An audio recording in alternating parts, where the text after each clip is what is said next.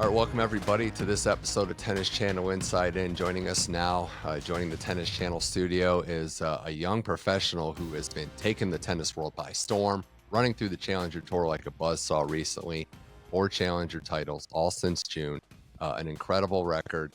Out of TCU college ranks by way of Great Britain, Jacob Fearnley on the show. Jacob, welcome to the program. Excited to talk with you here on the podcast. Thank you for having me. It's an honor to be here.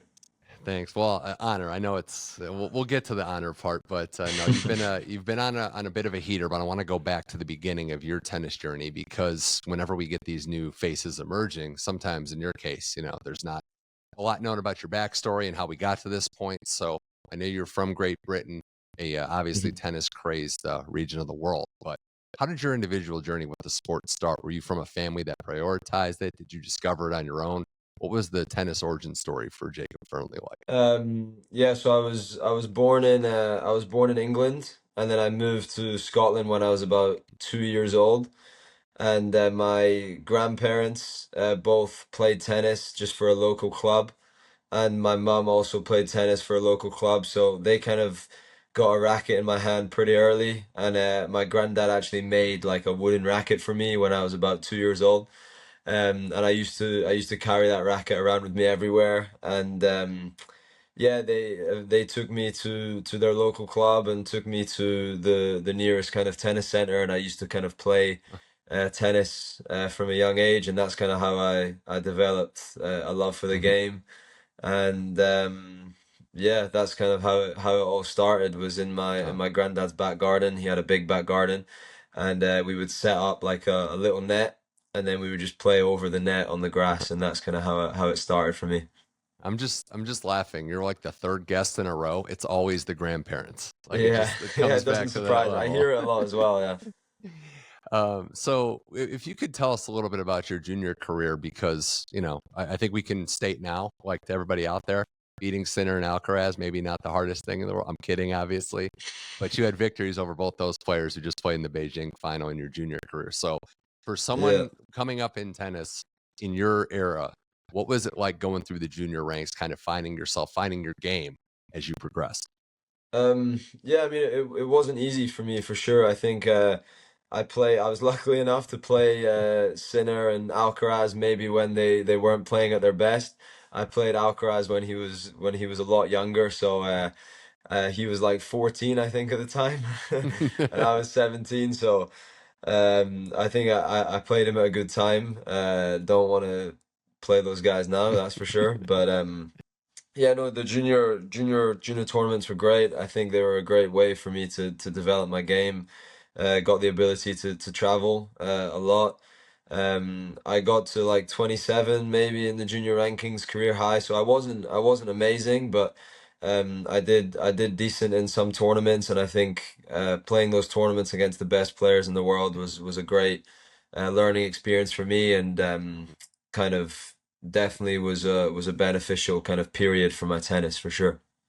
So we're in an era now where college tennis is blowing up. Was it always on hmm your radar to go? And before you even chose TCU, was college something that you wanted to do? Were your parents involved? What was the path like to getting you Um, to college in the States? it was definitely something that I wanted to do. It was I knew that physically underdeveloped, mentally just not ready, and simply just not good enough, to be honest. And I was very aware of that. Everyone around me was aware that college was just going to be the best option for me. And luckily enough, I got in touch with Devon Bowen and David Radziti from TCU, and was able to go to the best school in the nation, as far as I'm concerned. So yeah, it was a very good decision for me, and I think I was there for 5 years, so I had a lot of time to mature, a lot of time to get stronger and to Uh, become a better tennis player. So I think it yeah. was the best decision I ever made for sure. Yeah, you knew you were going to a good program that eventually hmm became a great one and won the national title, but there Yeah. was probably a little bit of pressure with that too, because you weren't going to a team in rebuilding. You were going to a team that was clear to win, that was on the right path, and were looking for you to play well right away. 100%. Yeah, I felt it. I felt it coming into the program that there was a lot of big goals. The coaches weren't bringing in just anyone, Like I came in with two Czech guys who were like top 750 ATP, which for me at the time was Yeah. pretty crazy. And yeah, you could definitely tell that the team was working towards something pretty big, and I think that that showed in the way that Devin and David ran the practices straight away, the intensity, the standards that they set, and the standards that the players set. I was lucky enough to be surrounded by such great players as a freshman, and I think that that helped my development pretty quickly. And yeah, I really enjoyed it. It was kind of, I mean, I think to be honest, that's kind of what you want, really. You want to go Yeah. into a program where everyone's pushing towards a common goal and to get the best out of each other. So I think that was what I got at TCU. So you clearly enjoyed your time in Fort Worth. Yeah. I mean, how many football games did you go to? Especially, that run you made one of your last years there. So did you Um, make it to a couple games well, for the Horned Frogs? I went to a few. I Yeah. think it's tough, especially in the months of September and October. It's just so hot.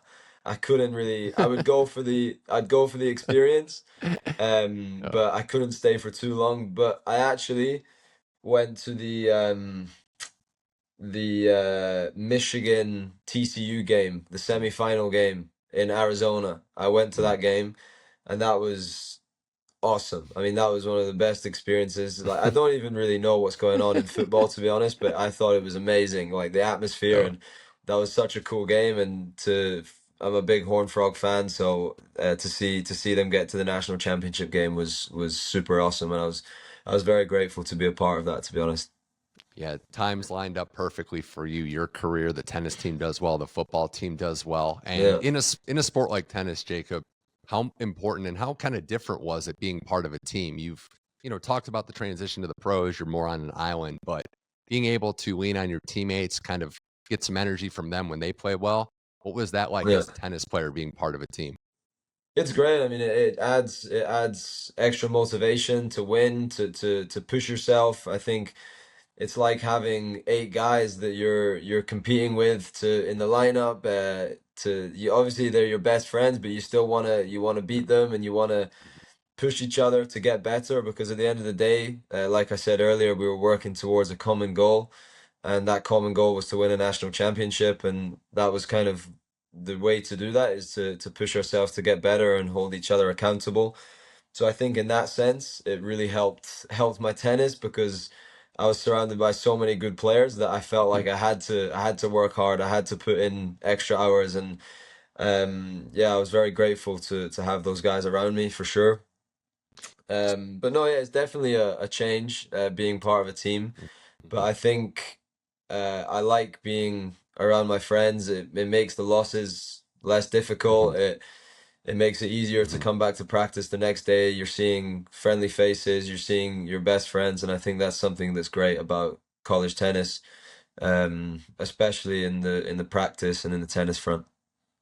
So when you finish your successful college career and the pros are the next step for you, did you have a set plan, maybe some light goals as you were starting your career?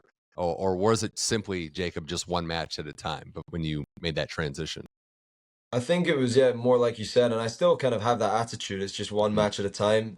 Just focus on the match you have. You give your best for that match, and mhm, that's kind of the philosophy that I'm taking, and that was kind of my goal. I wasn't really expecting what happened coming out of the gates in Nottingham and at Wimbledon, but yeah, I knew that I was playing pretty good tennis. I just kind of needed to believe in myself, and yeah, like you said, take every match at a time, and good things will happen. And luckily enough, I was able to do some good things on the Challenger Tour, and my goal was to after Wimbledon was to play the 25Ks in the UK, and then that quickly changed as time went on, yeah. as the summer went on. So it was pretty cool. It was very cool. I was Mhm, a little bit kind of didn't really mhm, know how everything was gonna go because like I was kind of I yeah, realistically just jumped straight from futures to challengers. So I was yeah, I was kind of a bit skeptical, but soon I felt that I was pretty at home in those tournaments and playing against those amazing yeah. players. So winning Nottingham in June, how quickly after you graduated was that tournament? Just so the listeners and viewers understand. It would have been. Well, since I graduated, it probably would have been about a month, but since I actually left college, it was about a week. A week. So you leave college, you go to Yeah, Nottingham, you get back on kind of home soil, and then you win a yeah, challenger, yeah. through I did. qualifying. I spent 4 days on the grass here, and then went to Nottingham, played qualifying on Saturday or Sunday, and then yeah, that was Oh, it. Pretty quick incredible run. turnaround. Yeah, Yeah. incredible run there. And I know one of the things you've talked about in other players that make that transition is having to get used to playing back-to-back matches, like day Hmm. after day, you're just playing. Yeah. Obviously, in that first tournament, and I guess currently now, it's not affecting you as much, but what Hmm. is that adjustment like to be ready to play matches day after day? Yeah, it's definitely an adjustment. I think the one thing about college is that you do play like one match and then you maybe have like 5 days to play another. So it doesn't really feel like it doesn't really feel like a tournament kind of environment. But yeah, it's actually it's good and bad. Obviously, it's probably a little bit tougher on the Uh, body. Mentally, it can get a little bit more difficult and you have to adjust to that. But it's also nice for a player like me. I feel like mhm, you build up momentum, you kind of yeah, build confidence as the week goes on, and that's yeah, something that I really like about it, yeah. to be honest. And um, but yeah, no, it's definitely an adjustment. And I even still, you kind of now it kind of feels a bit more normal, but at the start, you kind of have to push yourself to be ready every day and kind of set Yeah. aside the tiredness that's ultimately always there, you know? Yeah, and as you said that, it made me think too, like in college, you can maybe stress yourself out a little bit thinking about we have one Hmm. day to play versus you can get in Exactly. the zone like yourself is now. So, Yeah. pretty incredible stuff there. It kind of transitions to Wimbledon. So that's where I think a lot of the general world was aware of you. You win the Yeah. first round Yeah. match, you get to the second. So what are your memories like of just that day, waking up, playing Novak Djokovic, the guy who's won more than anybody in the history of the sport? What are your memories now looking back that day playing Um, Djokovic? Well, the memories kind of started the night before. I didn't really sleep too much, so I was very aware of what was going on that throughout the night. I was very nervous, kind of butterflies since I finished my doubles match with Jack. A lot of butterflies, a lot of nerves. Mind was kind of racing. I kept thinking to myself that like I didn't really know what to expect. Like I've seen this guy play, I've seen him win all the time, pretty much. You know, I never see no Djokovic lose. So I was kind of thinking to myself, like, what is it that's going to be so different that I'm not ready for? Hmm. And that was kind of what I was. I just didn't really want to get smoked. That was the main thing. I wanted to go out and feel like I could play and not get smoked. And then actually, as soon as I stepped on court, I saw like my friends, I saw my family, I saw like my coaches there, and that kind of relaxed me. And it kind of was almost like, all right, there's no getting out of this now. Like, Hmm. let's just make the best of it. I'll enjoy it, and Yeah. yeah, try and take in the best experience of my life. I mean, I may never get that opportunity again, so it was a very cool experience. Intimidating. Yeah. I remember Yeah. right before I went on court. Like I was waiting and Djokovic was like at the bottom, like warming up, and I was like, he has so much like aura, like about Yeah. him. He just kind of makes you sense him, I don't know. It's Yeah. it's a weird kind Yeah. of. I've never Well, really experienced it before, but it was very cool for sure.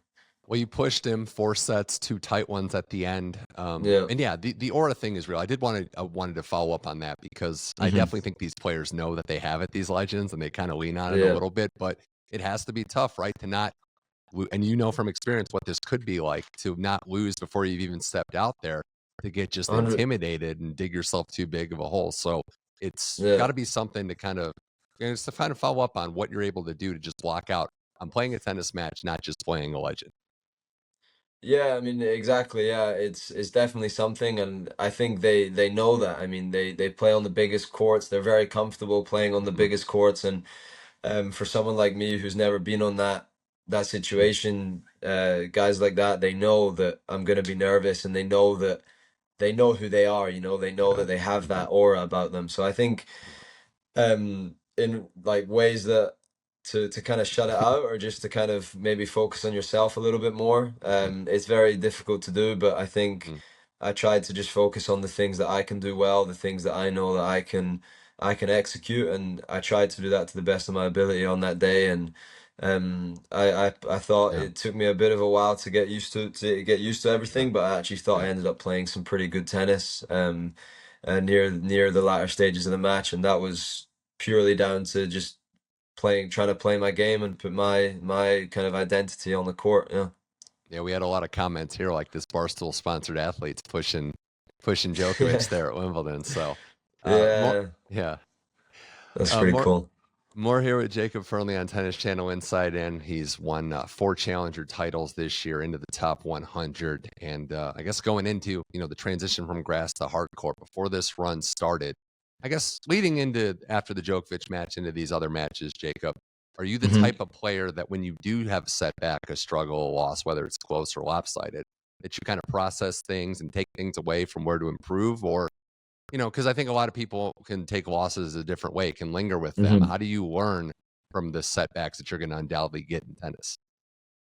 Yeah, yeah, I think I'm getting better at it. I think I'm trying to obviously I've been fortunate enough to not have lost very much recently, Yeah, yeah, but I have lost. I've lost many tennis matches in my life, and I do think that it's something that I am working on, is just accepting those losses, and like you said, losses are just a massive part of the sport.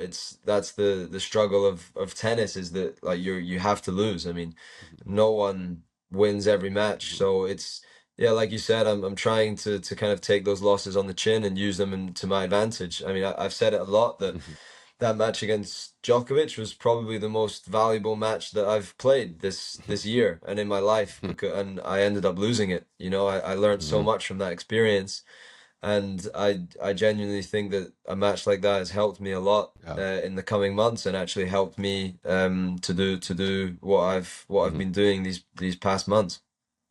Did something click for you in Chicago? That was the first run to the final. You didn't Hmm. win the tournament, but it's spawned these 3 championship wins following that. But did something click in that tournament, or you discovered something about your game?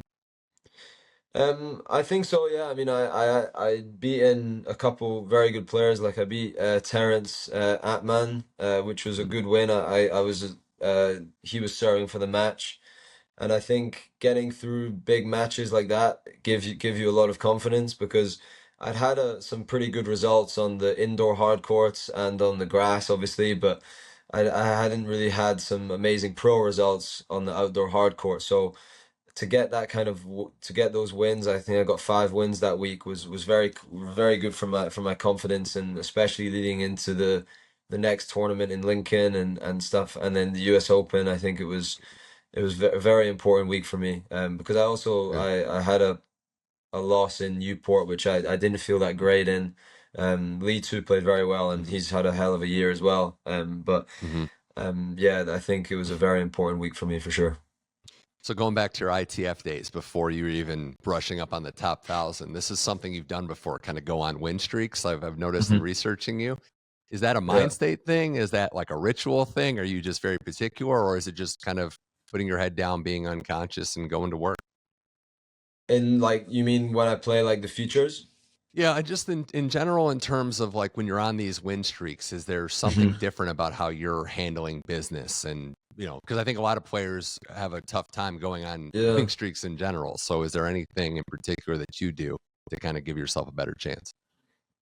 I don't think so. I think I try and be as smart as I can with scheduling. Like I think if you Hmm. look at my results, I usually, after I win a tournament, I try and take like a few days off, like to and not play back-to-back weeks, because I think physically it's very difficult to do, especially for a guy like me. I think that's something that I've noticed, is that when I play my best tennis is when I'm fresh, and it's not easy to do all the time, but that's usually when I've had my best weeks, and I've managed to pick up some momentum. And I think yeah, that's kind of Yeah, what I think. And I also think that in these weeks you play some matches that you're very lucky to win. Even yeah, in Orleans, my first round yeah, match, I credit to the other guy, but I played very bad, and I kind of take those matches as very positive, because yeah, I'm still in the tournament, and it can only really get better yeah. from here. And I firmly believe that in every tournament you're going to have a match where you Oh, could have lost, and it mhm. gives me a lot of confidence for the rest of the week.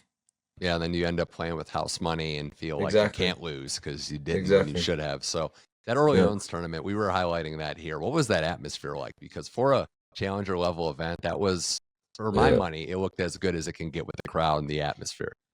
Yeah. To be fair, all of the French tournaments are very well done. Even in Hmm. Rennes, Hmm. I don't know if the Ren was a little bit Hmm. more difficult to see because it Yeah. was the crowd was blacked out, but it was the Yeah. same. It was Okay. packed from day one right till the end, and Orleans was insane.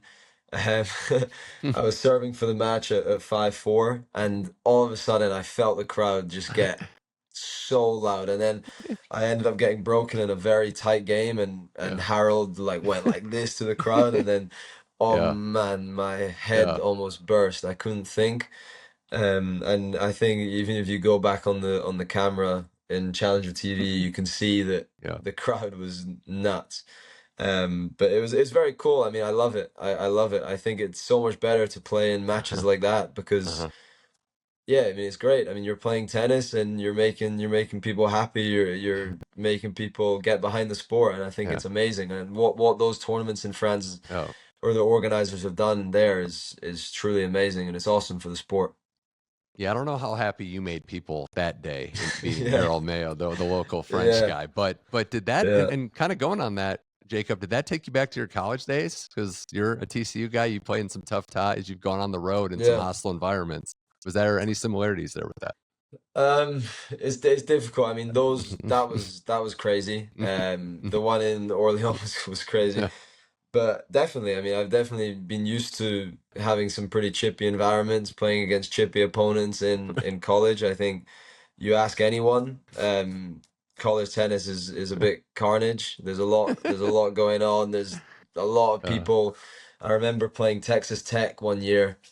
I think 3 years ago, maybe, and there was amount of fans that were there was insane. Like right before we were about to play, like 600 frat guys just came in, and they had no idea what they were doing about tennis, and they were just screaming, yelling the whole time, and it was I couldn't even play. How are you supposed to play tennis and that? wow. Wow. So it was pretty. Yeah, I've definitely had Yeah. some pretty hostile environments in my time. Yeah, Definitely hardened you up. Well, before that final in yeah, Orleans, before yeah. that final, did it register that you were on the verge of the top 100, or did you realize after the match? It did. It did. It definitely did because I tried not to look at my phone too much, but I mean everyone was talking about it. Everyone close to me was talking about it, and also I knew that Harold was the same.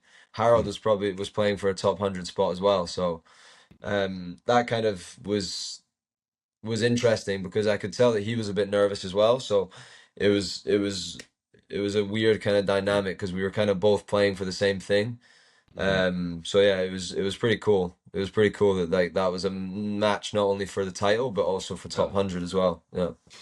Yeah, playing very well. We know how important those ranking points and getting to that level Hmm. is. And on the tennis Yeah. side, just a question for our audience out here: when your game, in your mind, the player's mind, when you're playing your best, what does your game look like? What are you doing? What type of tennis are you playing? I think I try and be as physical as I can. I think I try to be aggressive as I can. Looking for my forehand is I like hitting forehands. Coming forward to the net, that's kind of what it looks like. It just kind of looks like I'm being as aggressive as I can within Uh-huh. within reason, within kind Yeah. of control, and yeah, just trying to be as physical and kind of aggressive out there as I can be. Couple more things here with Jacob Furley on Yeah, Tennis Channel Inside In. He's been a tremendous guest, breaking into the top 100, storming his way into it with several challenger titles in a row now, up to three. Got to talk about one of your biggest supporters we saw was Jack Draper. Wishing you yeah. well, a kid you grew up with who's doing great things, making the U.S. Open semifinal. But what's that friendship like been for you, and what's it been like to see his success in the game at such a young age? I mean, yeah, it's been awesome. I mean, I remember being around Jack when we were about 11 years old, and he was always a very special player, and we kind of lost touch a little bit because we went our own paths. I mean, he was doing amazing things from a very early age, and I just simply wasn't as good as him. So I decided to go the college route, and yeah, I've been following him the whole time because I mean it's pretty easy to follow when he's doing so well. So it was it's been very cool to see, and it's also a great motivation for myself and a lot of the other Yeah. guys because what he's doing is truly amazing. What he did at the US Open was truly amazing, and then also to a week later to represent his country, I think is Hmm. extremely admirable. So I think the way he's going about his business is really cool, and also the way he's playing as well is yeah, it's a great learning experience for me, and it's really awesome to see, especially from a Brit. Do you think we'll see you borrow one of his heavy overshirts? Is that going to be your style too? Someone made a comment to me the other day that my t-shirts were too tight, so I think maybe I do need to to like get Yeah, my shirts a little bit baggier, yeah, but maybe yeah, not quite as bad. I've already copied him with yeah. the sleeve. I don't know if you Right. noticed, I've been wearing a Yeah, sleeve. yeah, I didn't actually do it because he's wearing it, but I am wearing a sleeve now, so that's that's yeah. something that I guess you could say I've copied from his style. Yeah, we know he's into style and fashion, so that doesn't surprise Yeah, any of yeah, us. yeah. So then in your own case, Jacob, you're British number three, and then I wanted to talk to you about that because there's a lot of importance there. Andy Murray held the mantle for so long as a legend of the Yeah. sport, but what's it like to be, third up right now in the British rankings? Yeah, it's a bit strange to be honest. I can't quite believe it. I mean, it's an honor. I mean, it's yeah, to be British number three is really cool. I mean, that'll stick with me forever, no matter where I go from here. So that's a really cool kind of, I guess, stat or ranking kind of place. Hmm. Um, Especially, yeah, like you said, there's a rich history in British tennis. We love our tennis here, and especially with the exit of Andy Murray, me being Scottish as well is a big thing. To kind of make that jump. So it's very cool, and I'm super grateful to be in the position I'm in. Certainly have earned it all the way through. And as we wind down this interview, just wanted to discuss a few things too. And one for the audience out there that doesn't know you, what's something that you do? Because there is a lot of travel, there's a lot of time to Mhm. yourself in isolation. How do you pass the time? What are some of the hobbies if you do get a day off to kind of just unwind? Um, I always try and find a coffee shop. That's something that me and my coach Juan have made an effort to do is to find a coffee shop, sit at a coffee shop, get a nice flat white is Okay. what we try and do. So that's become a pretty recent hobby on the road. I'm Yeah. seeing a lot of kind of coffee reviews flying about among the tennis world and stuff. So that's kind of why we do it, and Yeah. I absolutely love coffee. So that's kind of what I do, and I also do other things like go for Yeah. walks and watch Yeah. Netflix. Mhm. Pretty routine stuff. Yeah. Yeah, I don't want to generalize. Great Britain's pretty good, but certain regions of the world, certain countries are more snobby with their coffee reviews. I think anyone Yeah. that's found the internet can kind of see where it is. But no, that's makes Yeah. total sense. Well, Jacob, Yeah. No, for sure. you've been a Thank you. tremendous guest. The last thing I have for you, what's the next stage of your career look like? I know there's a lot of short-term goals with tennis players. They get to Hmm. the next match, your top 100. Australia's going to be here before you know it. What's the next Yeah. iteration of your career look like? Well, I think just trying to expose myself to as many high level tournaments as I can. I think trying to make that jump to some maybe playing some 250s, just to kind of see where my game's at because yeah, like I said, I'll learn a lot from playing at that level. So that's kind of what I'm trying to do, and also try and be top 100 by the end of the year would be a great goal so that I can make main draw Australia. But yeah, not putting too much pressure on myself, and yeah, like I said earlier, take it match by match, and yeah, see what happens. Well, Jacob Fearnley, it's been a pleasure to talk to you. Best of luck with Thank everything in you. your tennis career. Much continued success on your end. It's been fun to see. It's been an unprecedented run. So keep up the good work. Look forward to chatting with you again soon. Thanks for coming on Tennis Channel Inside In. Thank you very much. Really appreciate it.